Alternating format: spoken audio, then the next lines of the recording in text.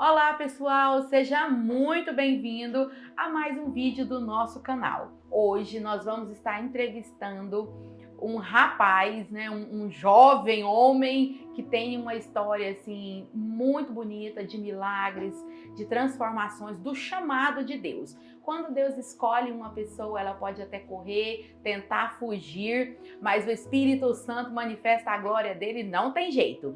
Enquanto nós não começamos a entrevista, você aí já vai curtindo o vídeo, porque pode ter certeza que o conteúdo é excelente. Mas se você deixar para o final, pode ser que você esqueça. Então deixa o seu like, que é muito importante para o canal. Não esqueça de compartilhar o nosso vídeo para que outras pessoas também venham ter acesso a conteúdos maravilhosos que tem aí com vários testemunhos de milagres. E também vai lá no iCard, se você ainda não conhece os nossos vídeos, vai lá que eu tenho certeza que tem vários preparados por Deus para edificar a sua fé e para que a sua vida possa ter mais certeza do chamado e da escolha de Deus. Estamos aqui hoje com o evangelista Marcos, que eu particularmente admiro muito como um servo de Deus e por ter vindo também de uma vida tão complicada e ser um vaso cheio da glória de Deus. Muito obrigado, Marcos, a paz do Senhor. Seja muito bem-vindo ao nosso canal. A paz do Senhor, prazer é nosso, estar aqui com vocês, compartilhando um pouco da nossa história, somando com esse canal, abençoando vidas, e estamos aqui para somar. O nome do nosso canal é O Milagre Sou Eu, e eu estou em frente a um milagre que vive de milagre e produz milagre. Que você possa se inspirar com essa história maravilhosa, cheia da presença do Espírito Santo. Marcos, faz um resumo para nós. Como é que foi o seu passado, a sua história de vida, o seu nascimento? Nasceu assim num lar perfeitinho, dentro da igreja. Como é que foi esse início de vida, só para nós entendermos melhor? Então, nós nascemos em um lar um pouco conturbado, Só eu, agora de cristão, o Senhor tem salvado algumas pessoas, mas depois de muitos anos, Nasci em um lar um pouco escravizado pela droga, bebida, prostituição, e crescemos, Minha mãe é um pouco sem cabeça, me teve ainda muito nova, meu pai também, e escravo da bebida, das drogas. E a gente nasceu nas asas disso, da droga, da bebida. Nós somos 4 irmãos da minha mãe, eu sou o mais velho. E como nós nascemos dentro desse âmbito, acabou que a gente cresceu nas asas do tráfico, da bebida, do crime, das drogas. E achando normal tudo isso? Para nós, a gente muito cedo víamos, todo mundo fumar, e aí a gente tinha aquele desejo de fumar, porque achava que, como pais, tios e primos fumavam, a gente achava que era normal, E aí a gente cresce, eu com 10 para 11 anos já comecei a experimentar cigarro, porque era muito normal no meio dos primos, e bebida, e quando a gente cai em si, a gente já está na droga, Por exemplo, eu só fumei maconha. Mas com 12 para 13 anos eu já era escravo da maconha. Fumava de dia, de tarde, de noite. E eu sou mais velho, como disse, irmãos mais novos. Um irmão com 2 anos mais novo, outro com 4 e outro com 8. Então, de 2 em 2 anos, minha mãe teve os filhos. Uma escadinha. Assim, a minha mãe nos ensinou a ser muito próximos uns dos outros, muito unidos. Até hoje nós somos muito unidos. Mas o que estragou mesmo foi a droga e não ter nenhuma estrutura familiar. Nessa época você não tinha nem opção. O mundo que você conhecia era esse. Era esse. Nós morávamos até hoje, numa vila, não tem saída, só entrada. E ali muita criança. Então é uma viela. É isso, uma viela sem saída. A gente fala vila porque tem muitas outras famílias. Sim. Mas assim, muito bom o local em relação à área, verde, muitos alimentos, muitas frutas. Era um ambiente muito gostoso quando nós éramos crianças. Mas aí, vizinhos, entrou também para droga, crime, e aí a gente acaba se espelhando, né? Como é que eu posso dizer?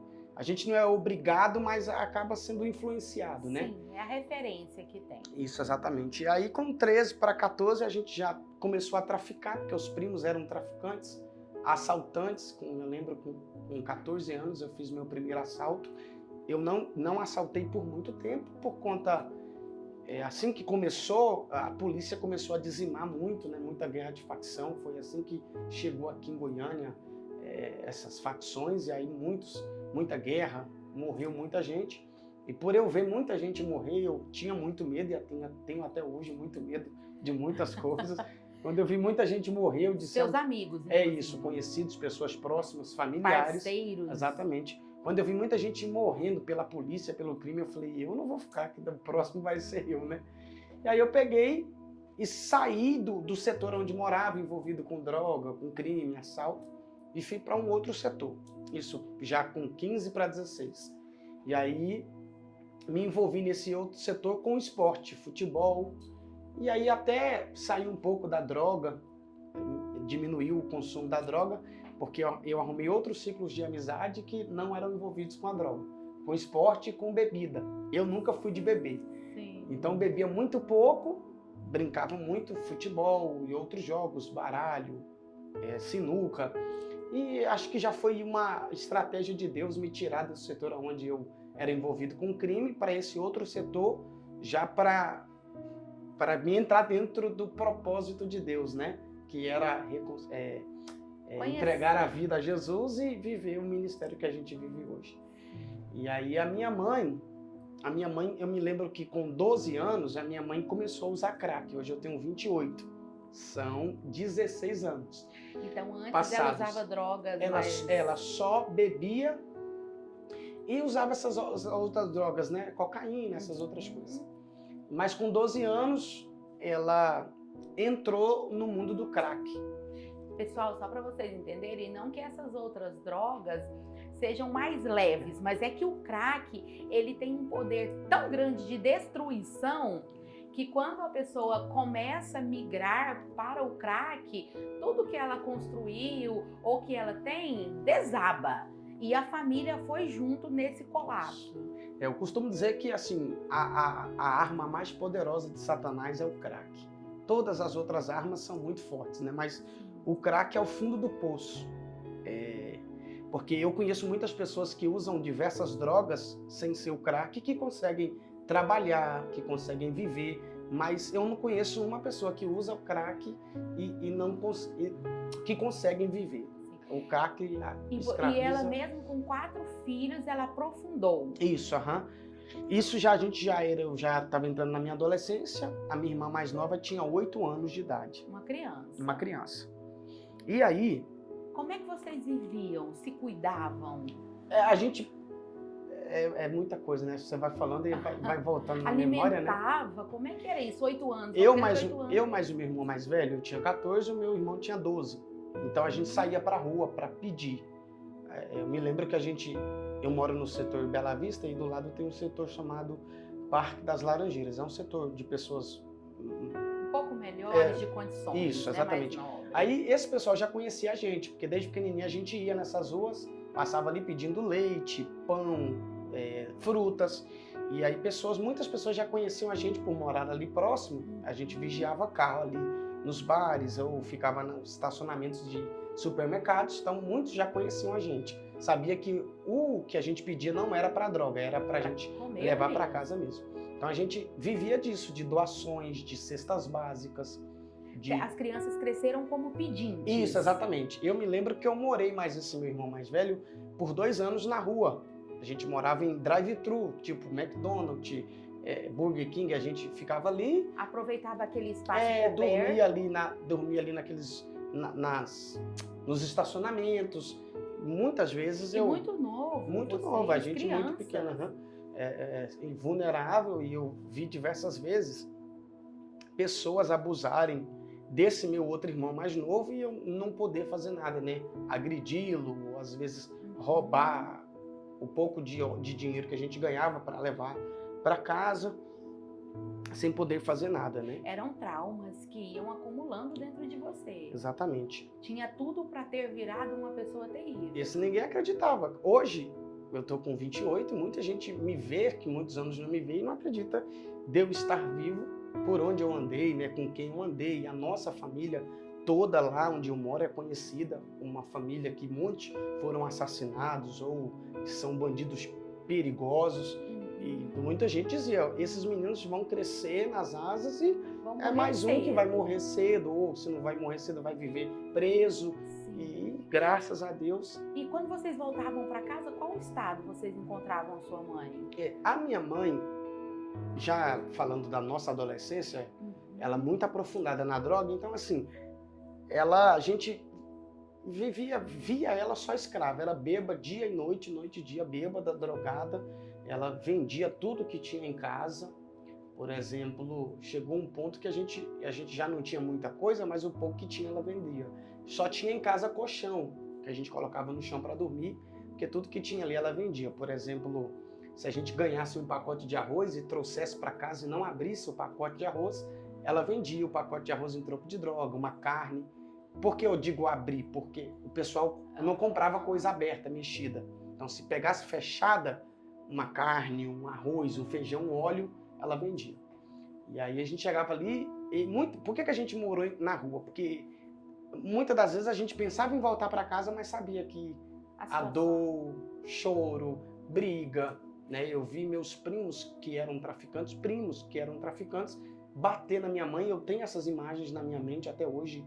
Não, quando lembro, não me dói, né? Porque eu sei que Deus vai transformar tanto os meus primos como tios, mas eu me lembro eu lembro de meus primos dando murro na minha mãe, dando chute, e eu muito novo, sem poder fazer nada, né? Então eu mais o meu irmão, a gente se uniu na rua, e aí ele me protegia e eu protegia ele. Às vezes ele ganhava uma comida, vinha, trazia, eu ganhava, né? Mas eu, porque eu era mais velho, então a minha proteção era maior para ele.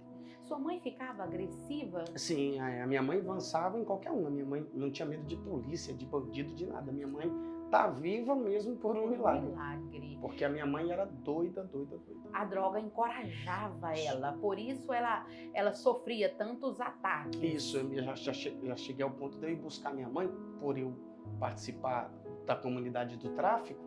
Muitos me conhecerem e aí eu tá na rua. Agora, já depois de jovem, as pessoas me ligavam, ó, Marcos, eu tinha um apelido lá de Cebola, né? Ó, Cebola, sua mãe tá aqui em tal rua, caída, esfaqueada.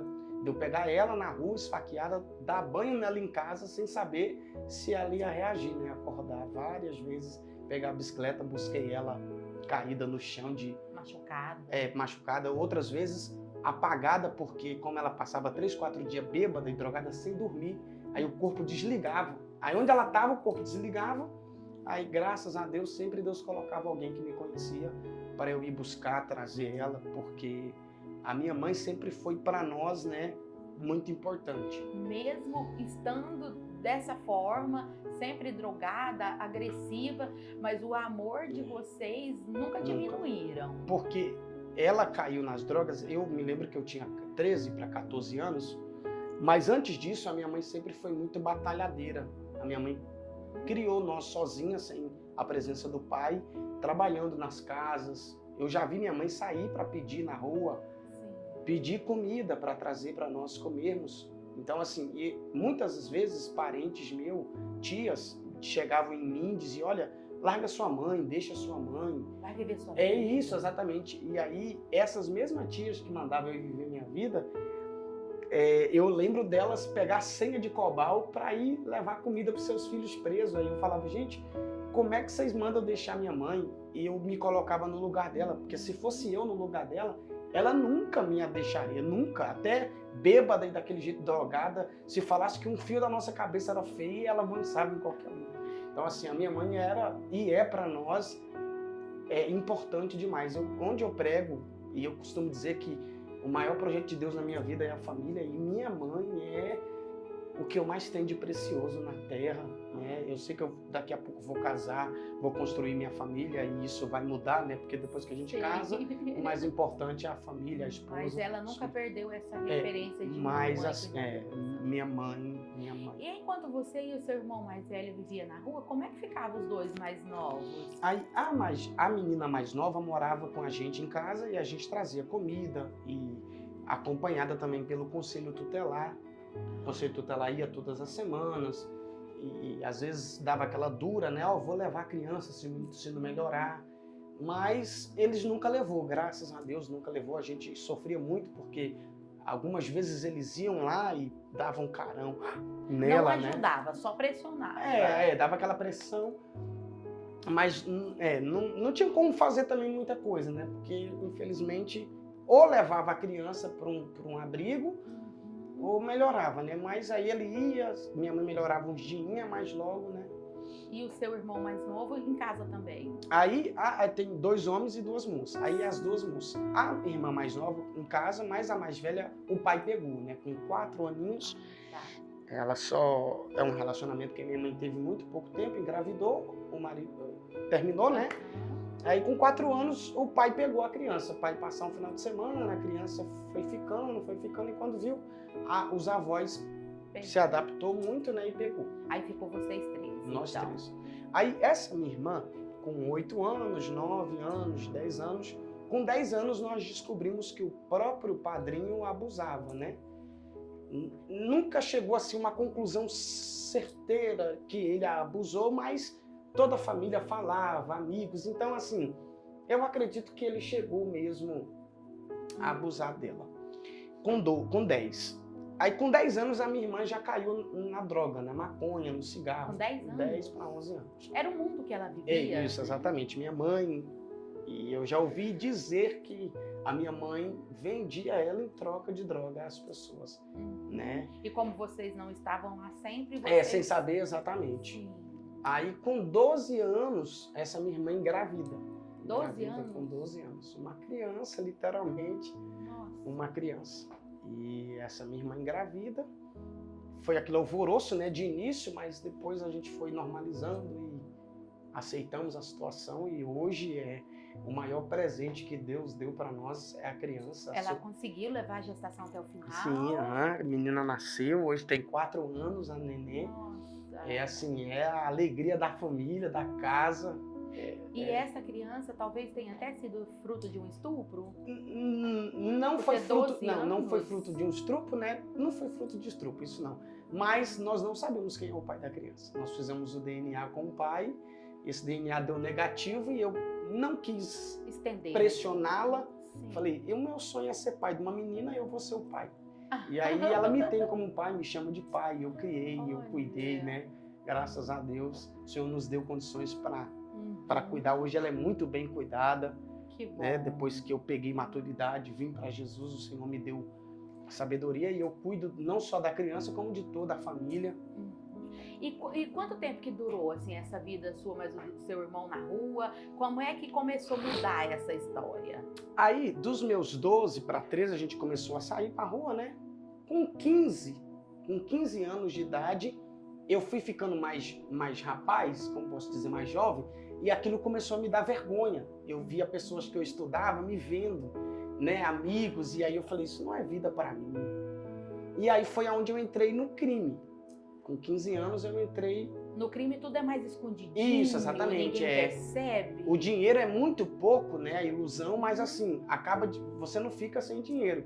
Então, como eu entrei no crime, e aí eu arrumei algumas amizades, que eu morava na casa dessas amizades, o meu irmão entrou para o mundo do homossexualismo e também arrumou muitas amizades. Foi acolhido. Isso, ele foi para um mundo e eu fui para outro. Aí nós saímos das ruas, assim, né? De pedir esmola, né? Morar na rua. Ele foi para as amizades homossexuais, que é um povo muito acolhedor, exatamente. É um povo, né? Um pessoal muito bom de se viver. Eu falo porque eu, desde pequenininho, tenho amigos com eles, são pessoas boas, que você pode contar, que compram as brigas e...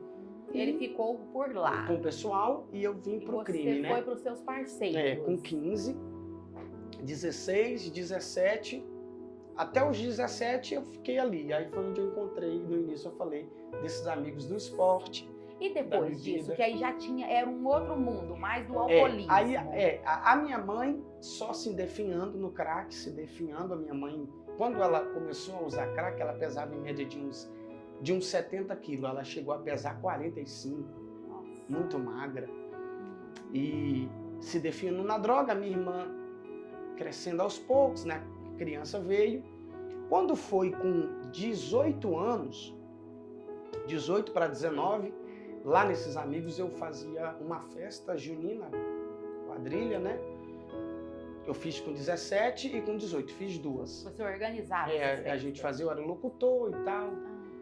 Amigos de escola, era na rua, a gente tirava licença, tudo bonitinho. Quando foi na terceira quadrilha, eu me lembro de 19 anos, já estava com 19. Fiz a quadrilha em junho. Quando foi em setembro, a minha mãe começou a ser ameaçada de morte nas bocas, por ela ser muito doida, né, agressiva. Diz que se ela pisasse, e aí chegou no meu ouvido, isso me doeu muito, porque eu sei que eles iam matar ela se ela fosse. Porque naquela época eles matavam mesmo. Naquela época, agora. Isso, exatamente. Mas naquela época você tinha mais estavam matando muito, né? E aí, eu me lembro que eu voltei, eu estava morando com 19 anos na quadrilha, fazendo as festas, eu estava morando com esses amigos. Sim. Aí eu voltei a morar lá com a minha mãe. Meio que com a intenção de proteger. Isso, exatamente. Quando eu voltei para lá, e aí eu engatei de novo na droga. Nossa. Engatei de novo na maconha. Você foi para ajudar e acabou... Aí começou a fumar eu, minha mãe, eu, meu irmão e minha irmã. Eu, como tinha um pouco mais de condição, porque trabalhava, nessa época eu trabalhava com meu pai, no cassino, no jogo, e aí eu comprava maconha e nós três usávamos a minha maconha. Nossa. Então, assim, eu fui para ajudar e acabei, né, sendo um pouco mais de prejuízo. E aí, como eu me tranquei ali na droga, na maconha, com os meus irmãos e vendo a minha mãe naquela vida, eu não sei se eu entrei num estado de depressão, porque eu não sei dizer isso, sabe? Mas acredito que foi naquela época, porque eu não comia, eu só ficava chorando. Minhas tias vinham e falavam, não, meu filho, vai passar. E a tristeza tomou de conta do meu coração. E eu me lembro que um dia, era época de frio, uma amiga minha me convidou para ir a um culto. E aí eu falei para ela, não, eu não quero. E ela, não, minha mãe quer ir num culto. E eu quero ir, vamos. E aí isso era de tarde, eu me lembro como se fosse hoje, nesse dia, né? E você deprê, drogado, eu fumei sem expectativa nenhuma. Eu fumei um cigarro de maconha e falei para ela, vou no culto então. Ela vem aqui para casa. E aí eu saí de casa para casa dela, uns 10 minutos a pé. E eu fui num culto, era sábado à tarde. Sim. E aí nesse dia, foi o dia que Deus falou comigo na igreja. Um rapaz, eu tinha 19 e o rapaz que estava pregando tinha 17. E aí ele falava e parece que ele estava lá em casa. Tudo que ele falava era o que eu estava vivendo e eu não sabia como Deus falava, né? Eu dizia, será que tem alguém que contou a minha vida para esse rapaz? Só que ele era muito homem, muito assim, desenvolvido. Quando ele disse a idade de 17 anos, eu não acreditei. E nesse dia mesmo, o Senhor me marcou no Ministério da Palavra. Porque eu falei, se ele com 17 prega, eu com 19 vou pregar também. Então eu me apaixonei pela Bíblia naquele dia, pela palavra. Eu tô arrepiadinha. Você havia fumado maconha eu tava doido lá no culto. E aquilo ali te impactou e já foi plantada a semente do eu quero ser assim. Ser pregador. Naquele dia nasceu dentro, eu vou ser um pregador. Eu vou ser pregador, porque eu vi ele pregar e a unção de Deus que estava na casa despedaçou o jugo que estava em mim. Assim, quebrou mesmo no meio. Foi tudo muito gostoso. Eu vi o Espírito Santo agir na vida das pessoas ali na igreja. E Deus falou aqui. E aí eu voltei para casa naquele dia. Cheguei em casa, tava a roda de primos, amigos, vizinhos todo mundo fumando. Aí eu lembro que eu tinha um potinho que eu guardava minha maconha que ficava escondida debaixo do meu colchão. Eu fui lá dentro, peguei o potinho, coloquei na mão dos meus irmãos, na roda, eu lembro como se fosse hoje. Eu falei, olha, eu nunca mais vou fumar maconha. Eu fui na igreja, aceitei Jesus e... Nesse dia mesmo você aceitou Jesus? Nesse dia mesmo. E chegou a ter profecia, colocar a mão na sua cabeça? Não. Ou foi só aquela palavra ministrada que te impactou? a minha mãe sempre foi meu chão. Se a minha mãe tivesse bem, eu estava bem. Se ela tivesse mal, então assim, naquele dia eu fui para ouvir algo de Deus, né? E justamente foi o que eu precisava ouvir. Quando ele falou isso, você recebeu Eu lembro como promessa? se fosse hoje. Aí eu falei comigo mesmo, falei, se eu fiz tudo e não consegui, eu vou ver se Deus pode fazer então. Olha. Eu mudei de cidade, não adiantou. Eu internei ela diversas vezes, não adiantou. Nada adiantou. E aí eu falei comigo, tudo que eu fiz não adiantou, então eu quero ver se Deus faz. Então quando eu vim, que eu aceitei Jesus, eu não vim por Deus. Eu vim por um milagre, né? Só que na caminhada eu encontrei com Deus e eu vi que Deus é melhor do que o milagre. E aí eu me lembro até uma vez que eu disse assim, se Deus fazer na minha vida, amém, mas se Ele não fizer, só de o fato dele estar comigo, já me basta. Eu quero o milagre da minha mãe, mas se Ele não fizer, só dele ter me encontrado e me tirado daquela vida, já pra mim é... E no dia que você colocou aquela maconha, todo mundo sorriu de você? Todo mundo ia falando, virou né? piada. Não, que conversa, semana que vem você já tá fumando de novo. E eu me lembro que ninguém acreditava, muitos zombavam de mim. Minha mãe dizia que eu ia ficar fanático. Eu me lembro que nós íamos muito no presídio e no caminho do presídio de casa, a gente ia de ônibus, tinha uma mulher, senhora, que ficava andando dos ônibus doida, gritando com a Bíblia. Eu esqueci o nome dela, até há pouco tempo eu lembrava do nome dela. E aí minha mãe falava, você vai ficar igual aquela velha do terminal, doido, gritando, porque... E o que vocês iam fazer no presídio? A gente ia visitar primos, né? Família. Primos. Aí as tias iam para levar cobal, Sim. Dia de visita, a gente ficava ali do lado de fora, aguardando para voltar. E aí, depois desse dia, logo você voltou ao próximo culto? Aí eu virei bicho de igreja. Aí o culto foi no domingo, eu aceitei Jesus no sábado. Aí na igreja tinha programação todo dia. A partir daquele dia eu ia para a igreja todo dia. Eu nunca me lembro que eu nunca faltei um culto na minha vida. Eu falo isso aqui como, né, Deus como testemunha. Tem 6 anos, 5 para 6 anos que eu sirvo a Deus. E eu nunca matei um culto na minha vida. Eu me lembro que eu faltei um culto porque foi aniversário do meu irmão. E aí eu falei para a pastora, pastora, hoje o pessoal vai bater um parabéns aqui, eu posso ficar? Mas só se a senhora deixar, senão era numa quarta-feira, culto de ensino. Ela, não, meu filho, você pode ficar, nunca faltou um culto. Era oração segunda e sexta, terça visita, quarta culto de ensino, quinta culto familiar, sábado tarde da bênção e domingo culto de apartamento. Eu me lembro que a igreja abria às 7 horas e eu chegava na igreja às 5. Eu me apaixonei em Deus e... E como é que você foi recebido? Porque você vinha praticamente de uma boca de fumo. Não, eu fui muito bem recebido na igreja. Desde o início? Muito, muito bem. Eu me lembro que eu tinha uma peça de roupa, porque eu já não tinha roupa. Eu tinha 2 bermudas tectel e 2 camisas de time. Uma do Flamengo e uma do Goiás.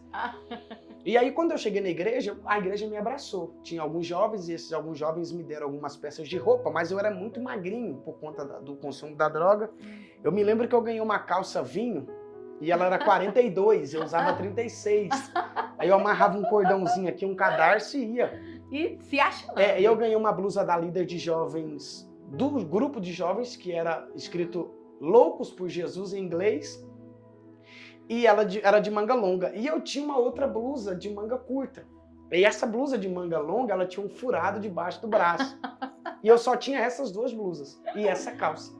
E eu não tinha sapato. Então eu ia de chinela pra igreja, chegava, deixava, eu tinha um pouquinho de vergonha. No início, hoje, eu amo pregar descalço. Eu deixava o sapatinho assim, a chinela assim no canto. E ia. E aí, essa calça, eu me lembro que eu fiquei com ela, com essa calça e com essa par de blusas, por 8 meses. Então você ficou 8 meses usando uma calça amarrada com cadastro. E um par de blusas. E uma blusa furada. E a outra, o que acontecia? Como eu ia para a igreja todo dia, eu tinha que chegar em casa, lavar as 2 blusas, porque eu ia com as 2. Eu estou rindo porque na minha casa teve essa história também. Sempre que eu conto, eu gosto de dizer isso, porque eu usava de manga curta, que tinha um buraco, a de manga longa, que tinha um buraco por baixo, e a de manga curta por cima. Virou até um estilo, num culto. Né? Aí no outro culto eu ia com a manga curta por baixo e a manga longa por cima, para quando levantar o braço... Não mostrar que é furado. E assim, mas o que eu tinha prazer era chegar em casa, lavar as camisas, para no outro dia estar na igreja. A igreja abria 7 horas, 5 horas eu já estava na igreja. Então, o vício que você tinha nas drogas e no álcool, você agora passou a ter essa dependência. A mesma intensidade que eu tinha no mundo, eu acho que eu tive muito mais na igreja, porque aí eu me dei à igreja, por exemplo, tinha os dias de lavar a igreja 3 na semana, tinha galinhada, feijoada, pastelada, eu tava, né, eu corria para lá. Você descobriu que estar na igreja era muito melhor que estar nas drogas. Isso, exatamente, eu me encontrei ali, sabe? Eu era amado, eu ia na casa dos irmãos e os irmãos me recepcionavam com café, com Coca-Cola, com comida, e eu não tinha isso. Quantas vezes eu estava em casa e eu sentia o cheiro da comida dos vizinhos e não tinha o que comer em casa. E na igreja, eu costumo dizer que crente só tem 2 coisas, fé e fome. Na igreja, onde a gente vai para ali, é um café, um pão de queijo, é um cuscuz. Então, assim, você vê, eu usava 36, hoje uso 42. E agora se brincar, sim, a calça vinho ia servir. Se brincar, daqui a pouco a gente vai passar por 44.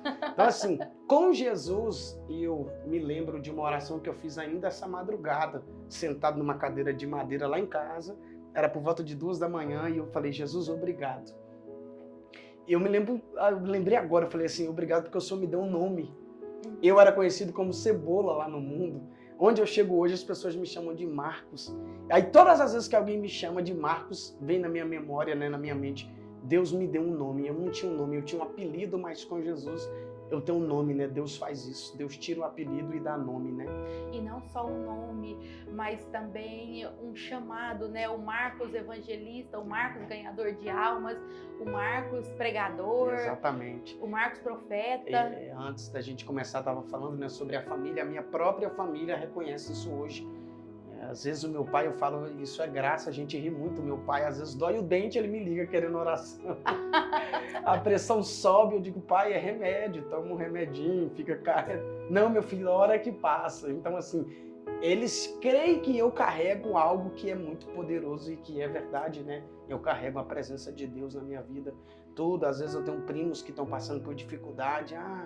Ora por mim. Então, assim, hoje eu sou a imagem de Deus para eles. Exatamente. Marcos, e você ia para a igreja e continuava voltando para aquele lar todo destruído? Para o ambiente, exatamente. Como é que era isso? Você estava na igreja, você estava intercedendo por eles, você voltava e enxergava aquela realidade tão impossível.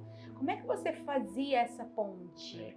Muitas das vezes eu chegava na igreja quebrado, porque eu saía da igreja, né, aquele culto maravilhoso, gostoso, e para mim o culto se o culto fosse 6 horas, para mim era perfeito, porque era o único momento em que eu me desligava da terra. As 2 horas de culto eu esquecia de casa, de família, e quando o culto estava acabando eu me lembrava, vou ter que voltar para casa. E batia aquela dor, não por não gostar de voltar para casa, mas por encarar aquela realidade, né?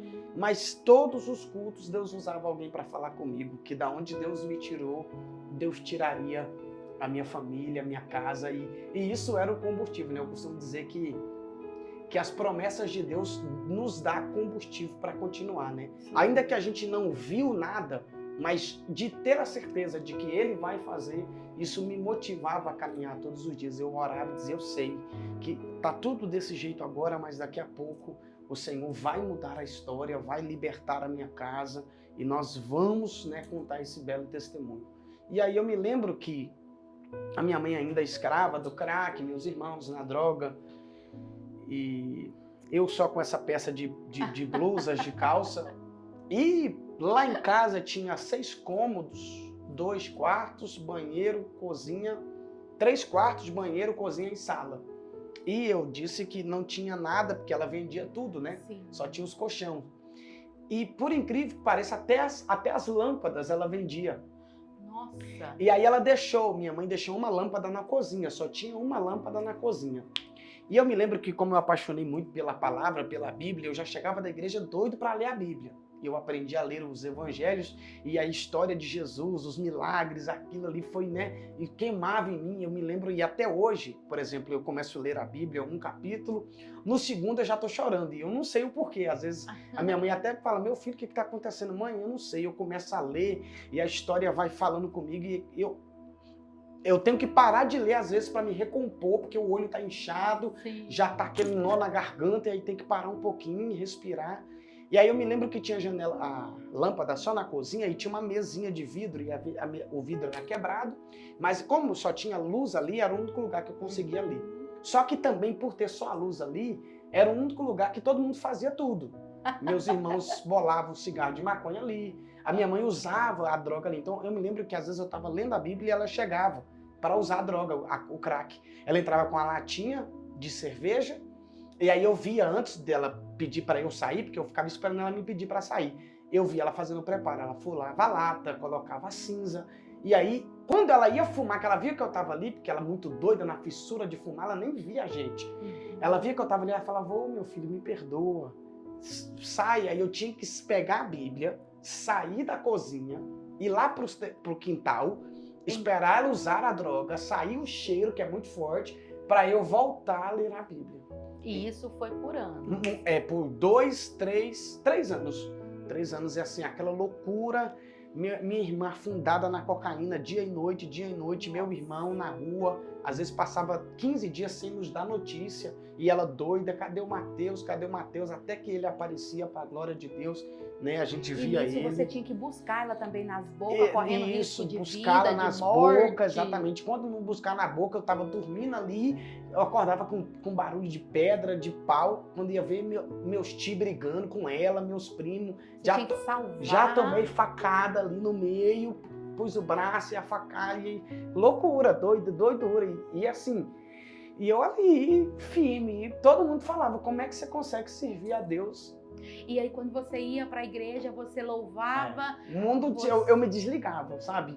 Para mim era a coisa melhor do mundo, e às vezes eu dava uma saudação e eu falava, gente, estar aqui para mim é o melhor momento do meu dia, e sabe, eu não vejo a hora de começar e não sinto vontade que termine, porque era maravilhoso para mim estar no culto. E eu faço questão de dar uma pausa, gente, eu tô muito arrepiada mesmo, sentindo o poder de Deus, porque é algo que eu falo muito na igreja, e eu oriento, aconselho muito as pessoas, independente de como está o seu lar, independente de como está a sua vida, a casa do Senhor, a casa do nosso Pai, tem que ser um refúgio. Eu ouço muitas pessoas falando, eu não fui no culto, eu não fui na vigília, eu não fui na campanha porque eu estava ruim, porque eu estava cheia de problema. É aí que nós precisamos ir e ficar alegre e estar bem e doar o nosso melhor. Eu sempre falo, se tem problema, aí que você tem que buscar a presença de Deus. Se você não está bem, e quando chegar lá, entrega de verdade, né, Marcos? Entrega os seus problemas ao Senhor, confia nele e ele tudo fará. Ah, mas quando acabar o culto eu vou voltar para casa problemática. Mas a casa vai continuar a mesma, mas você não será o mesmo. O culto te deu uma injeção. Você vai voltar cheio de unção, cheio de poder, você volta com promessas daquele que pode fazer todas as coisas. E assim era a sua realidade. Não era de um lar de droga, era de uma pessoa sendo fortalecida para combater essa realidade. Exatamente. Quando é que você começou mesmo a ministrar? A sua vida estava boa, o seu lar estava bem, quando você se dispôs de uma forma total à obra. Até então você cuidava da igreja, ajudava nos projetos da igreja, mas não tinha um ministério. Quando foi, em que momento você assumiu o ministério, esse chamado de levar as boas novas? Eu me lembro que o processo foi de 2 anos. Eu cheguei na igreja, primeiro ano, e aí eu falei para o pastor, pastor, eu quero ser obreiro. O que eu faço? Ela, olha, meu filho, você nos ajude, o que precisar aqui. Eu não trabalhava, eu nunca estudei, né? Eu nunca estudei na minha vida. Eu ia à escola, mas não estudava. Por quê?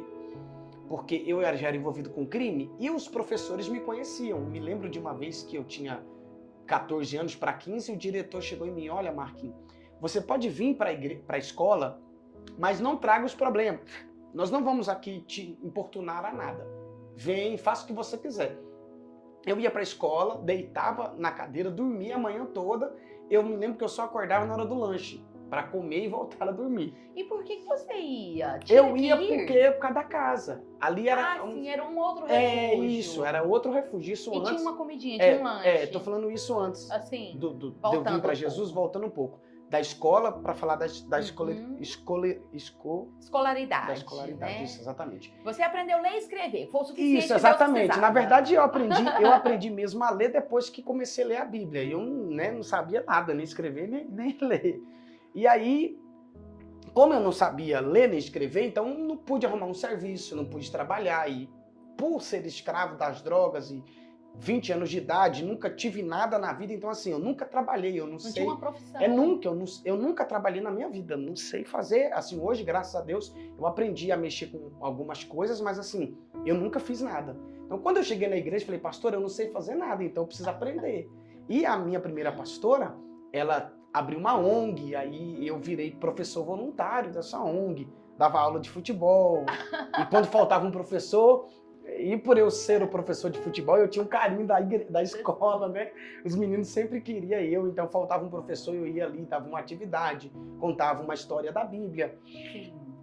E aí eu me envolvi com a igreja, eu ia para a igreja nas orações, eu ia para a igreja no culto de ensino. E comia como? Aí a igreja me abraçou, né? Como eu disse, os pastores, meus primeiros pastores, né? Não sei se eles vão ver, mas eu tenho muita gratidão a eles. Você quer falar o nome deles? É a pastora Aline, eu acredito que no canal muita gente vai conhecer, né?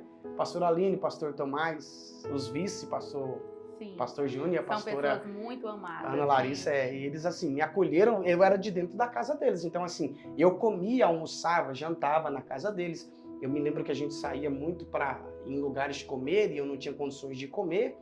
E aí eles me levavam, né, para comer. Como filho. Isso, exatamente, me abraçou como filho. Mesmo com todo um histórico, a maioria das pessoas teria medo de você Isso. recair, né? Um celular ali, ou uma Exatamente. carteira ali. Você veio do mundo do crime. E eles não, te tratavam como igual. Como filho, eu fui muito próximo deles, né, me acolheram muito. Ensinaram tudo sobre Tudo Deus. que eu tenho hoje, né, primeiro a Deus e segundo a eles. Me ensinaram a ter temor, a amar a palavra, a ser obediente à minha liderança. Então, assim, eu sou muito grato a eles. Deus me colocou no lugar correto, sabe? No meu setor, onde as pessoas me conheciam e me colocou debaixo das mãos de pessoas que me... E aí eu também dormi na casa de muitos jovens ali, amigos. Às vezes eu estava pesado lá no final de semana, eu ia para casa de um jovem, né? A gente passou diversas noites no monte, orando, de sair a pé. Não foi fácil, não, né? Não.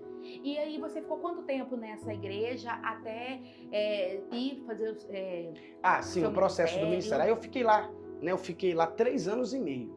Mas foi um momento de Deus forjar o seu caráter. Os meus 2 primeiros anos eu servi a igreja, servindo a igreja, né? Ali, cultos, visitas, cultos de ensino, ajudando na ONG.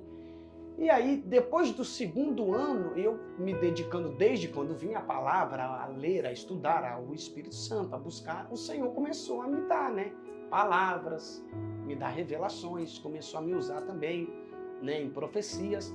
E aí, quando eu vi, eu estava envolvido no ministério, eu já estava saudando e Deus operando, eu já estava pregando em outras igrejas. Pregando em algumas igrejas, surgiu o convite dali, surgiu o convite daqui. Quando eu acordei assim, falei, gente, o que eu estou vivendo? Eu comecei a viver o propósito de Deus, né? E a sua mãe continuava do mesmo jeito? E a minha mãe ali, da mesma maneira, da mesma forma, né? Engatada nas drogas, meus irmãos também, né? Dados à cocaína também, à depressão. E eu esqueci, eu coloquei nas mãos de Deus. Falei, Jesus, Você foi ser preparado para depois lidar. O que eu não posso fazer, eu tenho essa fase comigo até hoje, o que eu não posso fazer, Ele pode, né? Então eu entreguei nas mãos do Senhor. Havia os momentos, meses ou alguns dias que passava por mim, me doía muito aquela pancada, mas logo eu me recompunha e dizia, Senhor, tá no barco. Depois que você conheceu Jesus, então você nunca mais desviou? Não, eu tive um momento de deslize. Eu fiquei 1 ano e 6 meses afastado na época da pandemia. Para a glória de Deus, eu não tive nem a oportunidade de voltar para o crime, para as drogas. Eu até voltei a usar maconha, mas não como antes. Então, assim... Deus foi te guardando para você não encontrar com amigos, com ex-parceiros. O primeiro ano que eu fiquei afastado, foi aquele ano de lockdown. Então, não tinha como sair para lado nenhum. Quando começou a abrir as coisas, a mão de Deus me pegou. Aí eu comecei a ser apertado.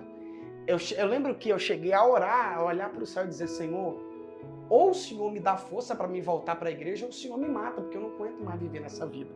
Porque eu já sabia que aquilo, sabe, eu não estava aguentando mais viver aquela vida. E uma depressão novamente. Porque eu não voltei para o crime, eu voltei só para a maconha, e eu acredito que o pior foi a depressão, em ver a minha mãe e os meus irmãos naquele estado e não poder fazer nada, sendo que quando eu estava na igreja eu tinha força. Mas fora da igreja ou da presença do Senhor, as minhas forças se esvaíram. E né? nessa época do lockdown, você ficou em casa Fiquei com a em sua casa mãe? um ano.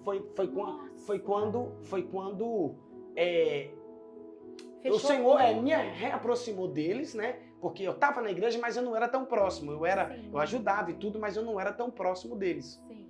E aí eu passei a morar com meu pai antes, pouco tempo antes, morei com meu pai. Só que quando Fechou tudo. eu me afastei da igreja, tive um deslize, passou um mês, Você foi deu lockdown, né? Aí eu afastei e fui morar lá. Nossa, que perigo. Aí deu o lockdown, o que aconteceu? Como não pude sair para lado nenhum, não podia fazer nada, eu voltei a trabalhar com meu pai no cassino, ganhamos um bom dinheiro. Porque lá era tudo escondido, isso, então exatamente. o povo podia ir. Como eu não tinha onde colocar esse dinheiro, o que eu fiz? Reformei a casa. Na verdade, eu joguei a casa no chão e fiz outra. Da sua mãe. Da minha mãe. E aí eu coloquei muita coisa boa, porcelanato, muita coisa maravilhosa. Hoje essa casa, né, é um dos maiores bens lá dos meus irmãos, da minha mãe, porque hoje eu vejo eles morando num lugar aconchegante, isso para mim é muito gratificante, a criança, né?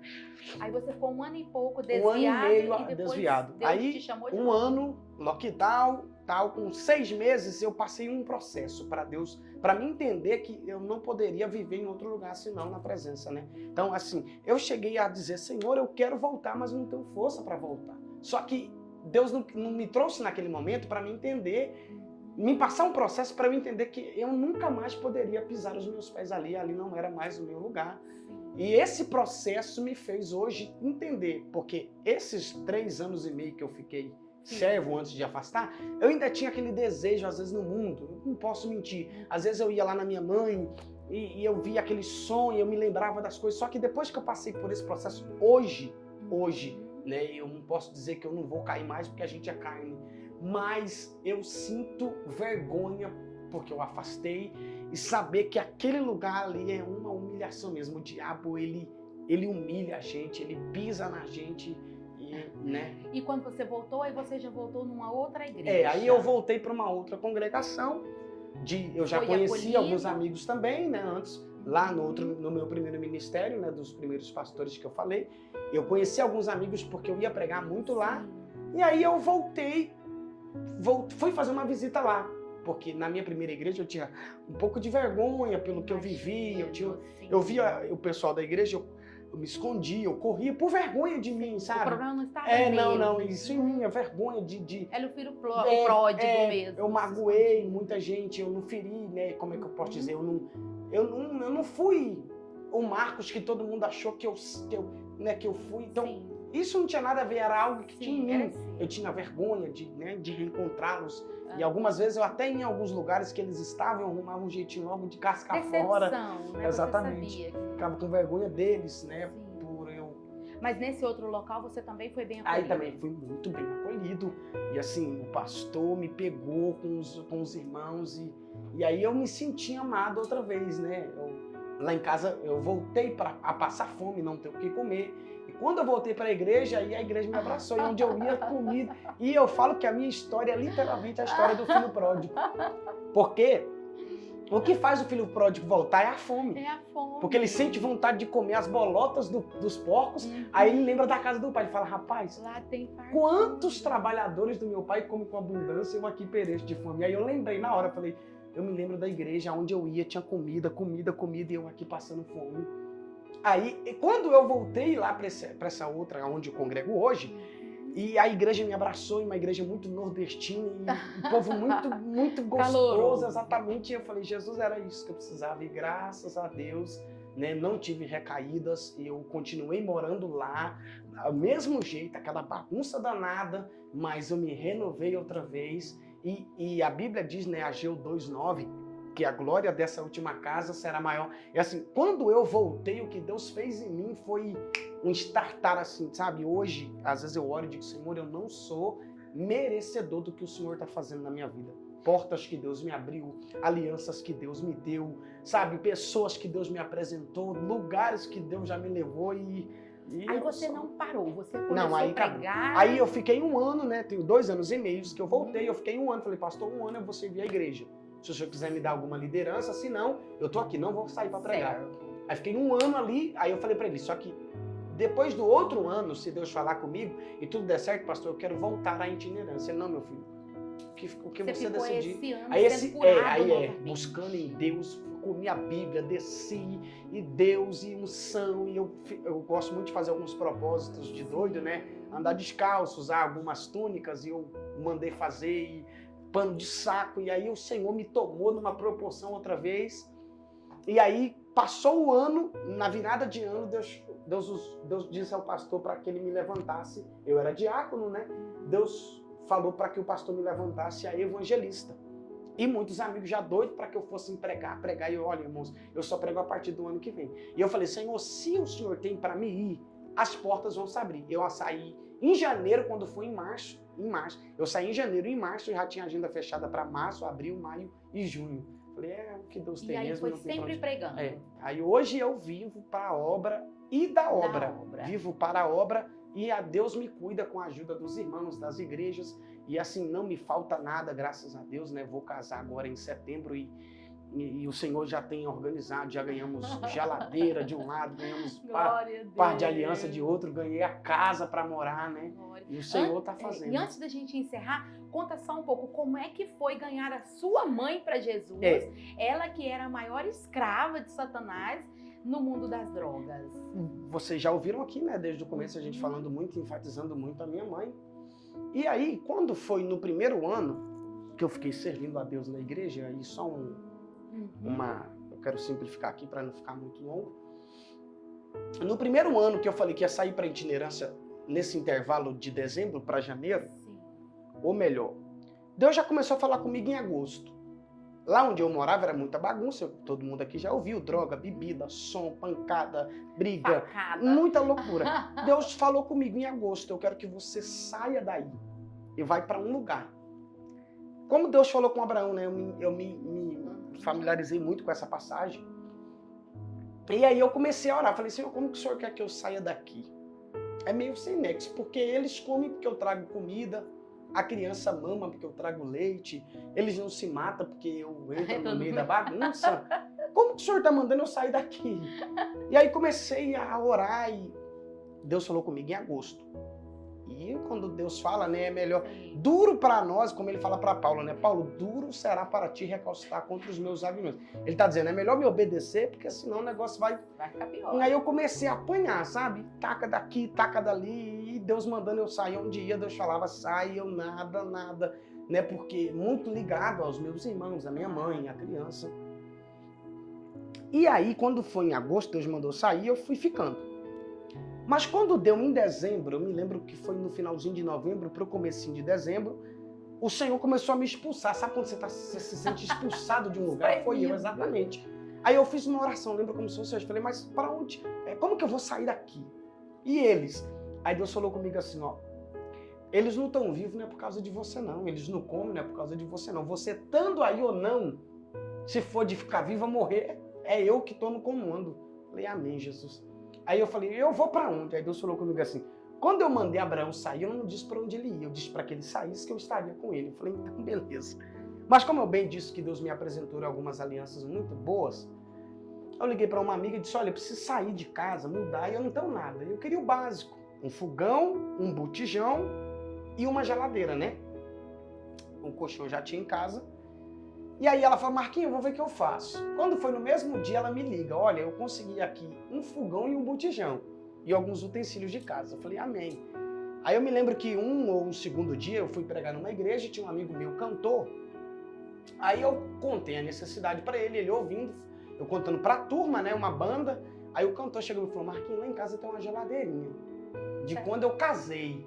Não tá novinha não, mas falei, mas irmão, é de Deus. Aí o fogão, o botijão, a geladeira, o colchão eu tinha, falei, agora é só arrumar o barracão. No outro dia, eu mandei mensagem no grupo da igreja, falei, irmãos, Quem souber de um barracão próximo da igreja para alugar, eu tô caçando isso no começo de dezembro. Para mim morar, porque eu preciso sair da onde eu moro, por ordem de Deus e tal. Mas você não precisa caçar, não. Eu tô sem pressa, tá? Só se vocês verem alguma coisa, vocês me falam. No mesmo dia de tarde, um irmão me liga. Um missionário da nossa igreja. Irmão, paz. Eu pai do Senhor, varão. E ele, olha, eu vi que o irmão tá querendo mudar e eu vou casar semana que vem. E eu moro no fundo da igreja, na rua de trás. Eu moro num barracão e eu senti de deixar lá o barracão para você com 3 meses de aluguel pago. Olha! Falei, valeu, minha nossa. Quando Deus quer, não adianta, né? Falei, amém, irmão. Fui lá, olhei a casa, um barracãozinho muito pequeno, muito ruim, sabe? E meu coração fechado, porque eu não queria sair de casa por causa da criança, por causa da minha mãe, irmãos. E eu tenho um amigo lá nessa igreja onde eu congrego, um irmão mesmo, Cid, o nome dele, um irmão que Deus me deu, ele é pintor. Ele falou, fala o seguinte, eu vou te dar a tinta e a mão de obra aqui, depois que eu pintar você vê. Eu falei, irmão, tudo bem. E eu pregando, né, pregando todos os dias. Aconteceu que o quê? Ele só podia ir à noite, porque de dia ele trabalhava e de noite ele ia lá para mim. Só que de noite eu pregava, então nós não podíamos estar juntos. Aí passou 15 dias ele lá e eu viajava de vez em quando aqui nos interiorzinhos para pregar. Eu fui lá depois de 15 dias, cheguei lá, ele já tinha pintado, passou um cinza, ficou muito bonito e já estava entrando em mim, né? A certeza de que eu ia ter que sair, não tinha como. E aí eu vi a casa pintada, falei, nossa, ficou bonita, hein, irmão? Ele falei pra você que ia ficar mais ou menos, e aí... E lá em casa, nesse inteirinho, as coisas foram começando a chegar. Eu ganhei até uma máquina de lavar novinha, ganhei umas cadeiras, um joguinho de bambu, coisa mais linda. Foi chegando tapete de um lado, e copo, e prato. E sua mãe aceitou a minha mãe, bem? não, eu ia falar agora. E a minha mãe, quando viu as coisas chegando e viu que eu ia sair mesmo, ela ficou doida. Eu me lembro que ela falou pra mim assim, eu não aceito um filho meu sair de casa, eu só aceito se for pra casar ou se for morto. Aí eu falei, oh Jesus, eu preciso casar, porque morto eu não posso sair.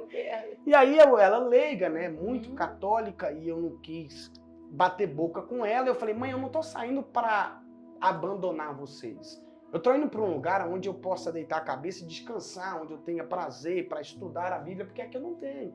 Lá, às vezes, eu ia deitar e eles colocavam um som debaixo da minha janela e esse som batia a noite inteira. E assim, né, como é que eu posso dizer? O faro deles pra música, o paladar é uma hora funk, outra hora tá no rap, do rap vai pro forró e daqui a pouco começa pancada, paulada, pedrada. Oh, meu Deus. Aí eu falei pra ela, eu não tô saindo pra abandonar vocês, eu vou continuar pagando as contas, eu vou trazer a cesta básica, eu vou cuidar da fralda, da neném, do leite. Eu só preciso ir para um lugar onde eu tenha paz para me cuidar. Ela não aceita e eu não bate boca. Isso por volta do dia 10, dia 15 de dezembro. E ele pintando a casa e eu pregando. Quando foi na última semana de dezembro, eu fui na casa, a casa já estava organizadinha, ele trocou as portas, colocou tudo bonitinho, ficou muito bom. E aí eu fui em casa, né? Falei, mãe, olha, eu essa semana agora que vai entrar, vai passar a virada, na primeira semana de janeiro eu mudo. E ela doida, braba, né? Eu não aceito um filho meu sair de casa. E aí passou a semana, quando foi no dia 31 de dezembro, que todas as igrejas têm a virada de ano, né? Fui pra igreja cedo, decorar a igreja, cortar salada e verdura, aquele negócio, eu gosto muito disso. Quando deu 7 horas, o pastor me deixou em casa, falou, Marquinhos, 9h30 eu te passo aqui para te pegar, porque 10 horas começa o culto para a gente, né? Quando foi, eu cheguei em casa às 7 horas, 7h30, eu falei, mãe, vamos na igreja comigo hoje? Eu lembro que eu cheguei em casa, ela não tinha bebido, porque lá como eles emendavam Natal pro Ano Novo, bebida, droga, ela só tinha usado a droga. Aí ela falou, vamos. Aí eu olhei lá e falei, mas será que ela vai mesmo? Vamos, hoje eu vou. Só que ela não foi pro culto, tipo, pra adorar a Deus, ela foi pra me alegrar, tipo, pra tentar tirar da minha cabeça a questão de eu mudar. Chegamos no culto, eu me lembro como se fosse hoje. Ela colocou uma calça preta e uma blusa vermelha e ela foi no banco de trás caladinha. Chegamos na igreja, ela sentou lá no fundo e eu sentei aqui na ponta, eu gosto de sentar sempre nas primeiras fileiras. E aí, antes do pastor, o pastor falou assim, irmãos, o Senhor me deu ordem para ungir alguns irmãos ao presbitério, diaconado, né? Mas antes de ungir os irmãos, eu quero que um pastor auxiliar da igreja pregue uma palavra breve para nós. Quando foi isso, o pastor chegou no meu ouvido e disse: Marquinhos, Deus, eu estava orando, e Deus mandou ungir você a evangelista. Eu falei: ô pastor. Foi no mesmo dia? Falei: ô pastor, para mim dos anos esse vai ser o melhor, porque além de receber a unção, minha mãe está na igreja. E aí, antes dele ungir os irmãos, o pastor pregou, o pastor Lindomar, pastor obreiro na época da igreja, uma palavra rápida, Gênesis 12, quando Deus diz para Abraão: sai da sua terra, do meio da sua parentela e vai para uma terra que eu te mostrarei, né? Fiquei caladinho. Ele pregou, terminou de pregar, o pastor falou: agora vão ungir os irmãos aos ministérios. Aí, quando ele ungiu os irmãos, me ungiu, que eu levantei da unção, né? Que eu olhei para trás, atrás de mim estava minha mãe. Lá na frente? Na frente, com o olho inchado de chorar. Ela pegou na minha mãe e falou assim: hoje eu aprendi que Deus manda um filho sair da casa de um pai. Por causa da palavra, né? Quando Deus manda Abraão sair. Nossa. Aí ela me deu um abraço e falou assim: vai, que Deus te abençoe, meu filho. Viva a sua vida, mas a sua mãe, a partir de hoje, vai mudar de vida. Isso era na virada de 2021. Não, 2022, exatamente. E eu abracei ela e disse amém. Sabe aquele amém mais ou menos? Bem para menos do que para mais. Eu falei: ela vai voltar lá para casa, droga, bebida, ela não vai aguentar. Quando foi? Nós voltamos para casa. Quando foi dia 2 de janeiro, eu mudei. Peguei as coisas, levei pro barracão, mobiliei, bonitinho, ficou lindo, muito bonitinho. E aí, eu me lembro que para dormir lá, eu dormi os 3 primeiros dias, eu não consegui dormir. Porque eu lembrando da menina, a neném dormia comigo, na minha caminha de solteira, ela dormia comigo, e aí toda hora eu acordava caçando ela. Porque se protegia. É, exatamente, isso mesmo, aquela bagunça danada, ela dormia comigo. A minha irmã saía pro mundo, a minha mãe saía pro mundo e a menina ficava comigo. Eu fazia mamar, eu lendo a Bíblia ali, orando, e eu com ela todo o tempo. Eu só dormia quando ela dormia. Eu acariciava ela, fazia, né, carinho, quando eu via ela dormir, eu vi que ela dormia, aí eu dormia. E ela aqui no meu canto, aqui, espremida. E eu lembro que as 3 primeiras noites eu não consegui dormir, porque eu sem saber, né, se ela tava mamando, se... Correndo algum tipo de risco. De risco, exatamente. E eu falei: Jesus, será que é isso mesmo que o Senhor tem pra mim? A minha família é tudo que eu mais tenho, o Senhor me tirou deles e Deus calou. Mas, né, os dias foi passando, passou 10, 15 dias, o meu irmão me liga, o que é travesti, né?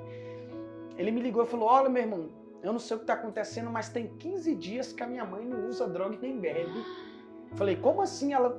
Porque eu não disse no início, mas vou dizer agora, minha mãe usou droga por 16 anos. E eu nunca vi minha mãe mais do que 2 dias sem usar droga, e nunca. Droga pesada, a minha mãe ficava louca, assim, ela pegava as coisas, depois que eu vim pra igreja, ela pegava minhas coisas, relógio, sapato. Que você ganhava. E levava pra boca pra vender. E assim, ela ficava doida, assim, não desse dinheiro, ela sumia. Falei: 15 dias, pra mim já era uma glória muito grande. Nossa. Por ver ela 15 dias sem usar droga, sem precisar internar. Porque ela ficou 3 meses sem usar, mas internada. Lá onde a gente mora, ela nunca ficou. E aí passou 20, 25 dias. E 30... você não voltou em casa? Não, eu pregando e Deus me tirou de lá. Eu não consegui pisar lá. Mas eu não entendi, vocês vão dar glória a Deus, que foi muito forte. Com 30 dias, eles me ligou e disse: olha, minha mãe ainda não usou droga e não bebeu cachaça. Nossa. Meu Deus do céu, preciso ir lá. Aí eu me lembro que eu fui pregar numa vigília.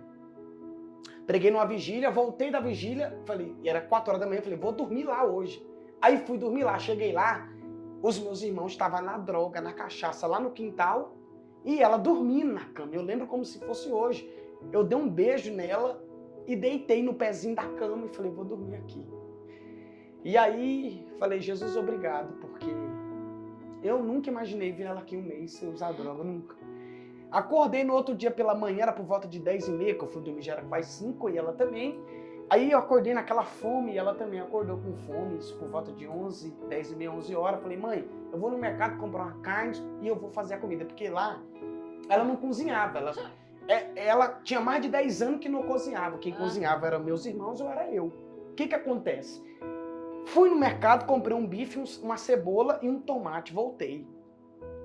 Quando eu fui pegar nas panelas, meu maior sonho, minha maior vontade era comer a comida da minha mãe de novo. Eu lembro que a minha mãe cresceu fazendo comida pra nós, tipo, eu lembro que ela fazia um arroz assado. Falei arroz assado? Não, é que vai no forno, é arroz de forno, né?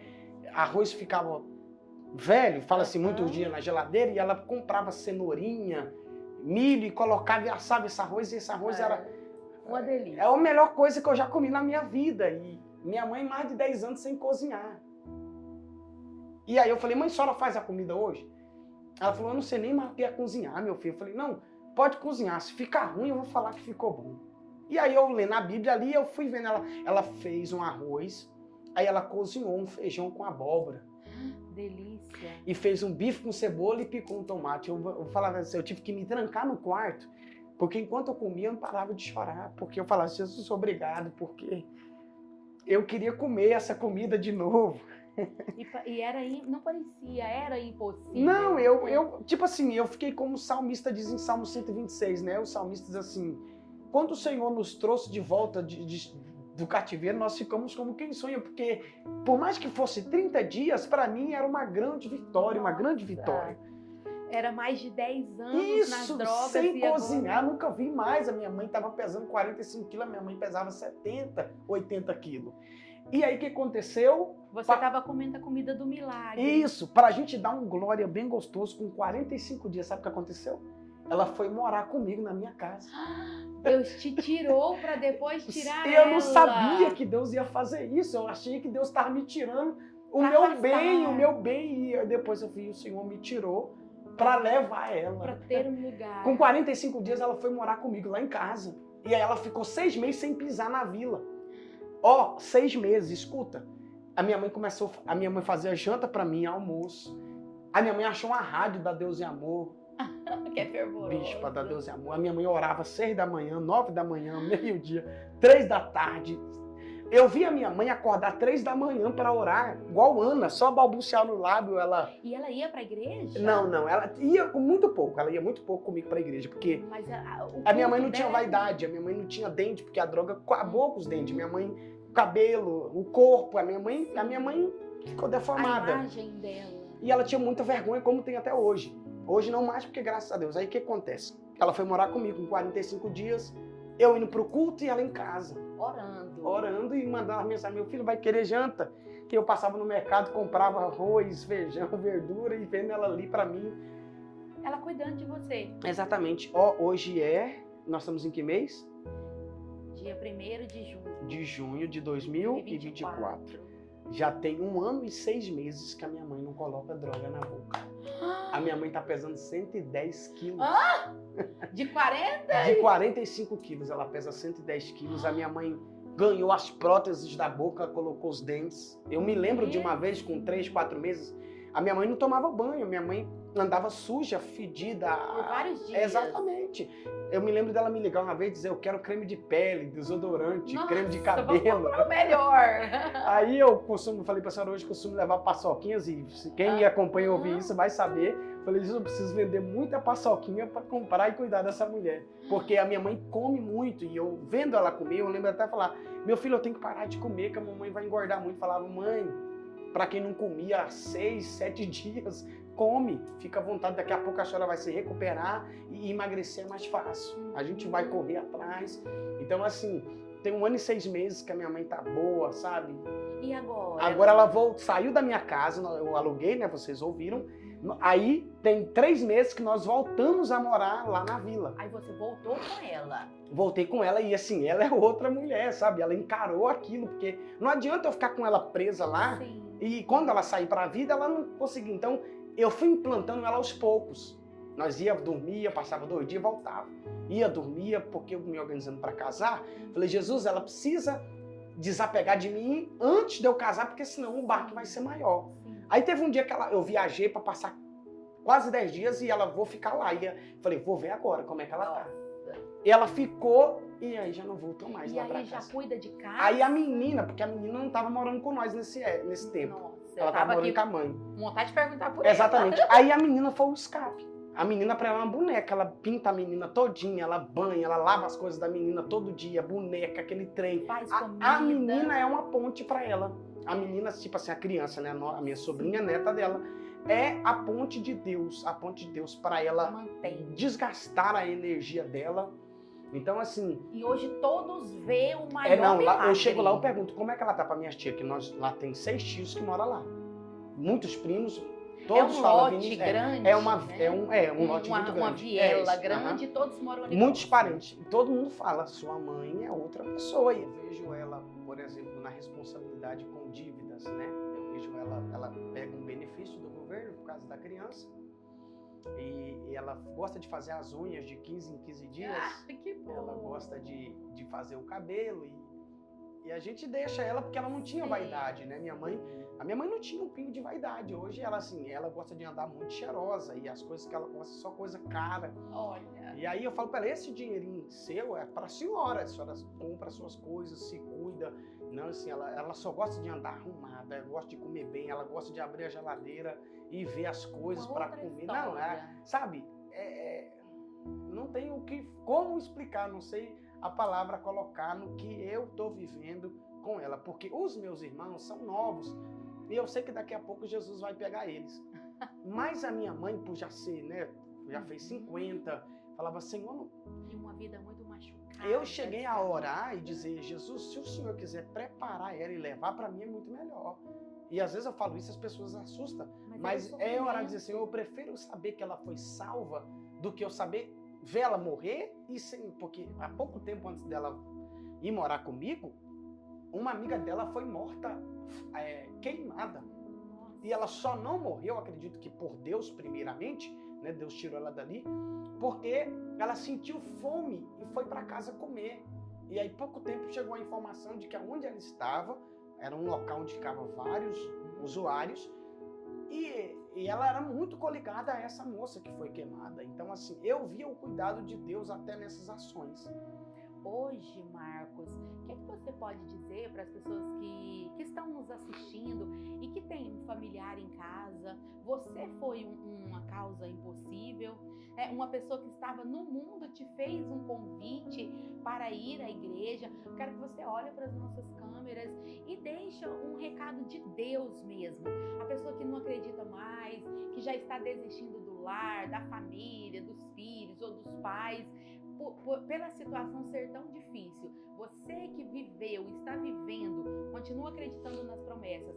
Qual a mensagem que você deixa para os nossos ouvintes? Eu gosto de pregar muito sobre família, né? Muito sobre família. O Senhor me leva muitas vezes nesse tema. E sempre que o Senhor me leva nesse tema, eu encerro contando esse testemunho da minha mãe, pincelando ele, muito forte, né? E eu sempre digo que há esperança, né? O Senhor sempre nos levanta como coluna. Por exemplo, eu vejo meus irmãos na droga, mas eu sei que se Deus pegou a minha mãe, que era a pior, os meus irmãos é questão de tempo. Né? Se Deus tirou eu da onde Ele tirou, não tem o porquê eu não acreditar que Deus não vai tirar meus irmãos de lá, porque eu era o pior. E Deus tirou eu de lá. Então, se Ele me tirou de lá, Ele vai tirar os meus irmãos, como tirou agora a minha mãe, vai tirar os meus irmãos. Então, assim, não perca a fé, não perca as esperanças. Eu sei que custa tempo, igual eu estou vivendo há 1 ano, um milagre que eu ouvi há 6 anos atrás. Né? Eu ouvia todos os cultos e eu me lembro, eu vou dizer isso aqui, eu me lembro do meu primeiro pastor Tomás, ele talvez se lembre, né? Eu sempre dizia, pastor, esse ano Deus falou que vai libertar ela, então eu creio que esse ano ela vai. E aí o 1º ano, o 2º ano, o 3º ano, o 4º ano, o 5º ano e nada, e eu nunca perdi a fé. Eu sempre olhava para minha mãe e dizia, eu vou ver ela dar um testemunho que Deus a salvou, que Deus a libertou. E hoje, vivendo isso tudo, né, é só a certeza de que aquele que promete, ele não é homem para mentir e nem homem para se arrepender. Pode não ser dentro do meu tempo, dentro do seu tempo, mas no tempo de Deus tudo acontece, né? A gente pode usar alguns personagens bíblicos como exemplo. Por exemplo, Ana, para ser mãe, teve que esperar 20. Sara teve que esperar 20. José para governar 13. Davi para reinar teve que esperar 17. Então, o tempo de Deus, ele é perfeito. Então, assim, na hora certa tudo acontece. Não desista, né? Você mãe, você filho, você avô, você neto, primo, tio. Não desista. Fica firme, porque por você através de você o Senhor vai salvar a sua casa. Ele sempre levanta uma coluna para essa coluna estabilizar toda a família. Então, fica firme, porque assim como eu estou contando aqui um início de um testemunho, né? Porque ainda virão teremos a segunda, outras terceira libertações parte. em nome de Jesus. Nós, né? Vocês vão contar também o testemunho de vocês. E pessoal, assim, para a gente fazer um fechamento, eu quero pegar o exemplo da história do Marcos para alertar você. Não adianta você esperar um milagre e continuar na mesma situação. Não adianta você querer que Deus faça alguma coisa especial, extraordinária, se você continuar sendo a mesma pessoa. Ele aceitou um convite, ele foi a um culto e ele recebeu uma promessa. Então hoje, você que está nos assistindo, sai do acomodismo, sai da situação em que você está há um tempo, sai desse lugar de murmuração, de reclamação, de falta de fé. Se coloque em pé, age, busque a Deus, faça algo diferente, porque a movimentação do milagre, assim como aconteceu nele e através dele, em mim e através de mim, vai acontecer em você e através de você. Se você foi escolhido para assistir esse vídeo, assistir esse testemunho de libertação, é porque Deus te escolheu para ser um canal de bênção na vida de outras pessoas também. Eu encerro aqui agradecendo a participação e acreditando que Deus falou com você e que os mesmos milagres que esse homem viveu e está vivendo, a partir de hoje, em nome de Jesus, você começará a viver também. Não esqueça de compartilhar esse vídeo. Hoje eu te convoco para ser o nosso missionário digital, o nosso missionário online. Clica aí, envie para várias pessoas, poste no seu status, no seu story do Instagram e você vai estar nos ajudando. Se não curtiu, curte o vídeo aí, deixe o seu comentário. Você também que tem um testemunho de milagre e queira contar aqui no nosso canal, é só nos procurar pelas redes sociais ou deixar o seu comentário com o seu telefone, que a nossa equipe entra em contato com você e vai ser um prazer te entrevistar e também contar a sua história de milagre. Afinal, o milagre sou eu, o milagre somos nós, o milagre é você, a nossa história revela quão grande é o amor de Deus.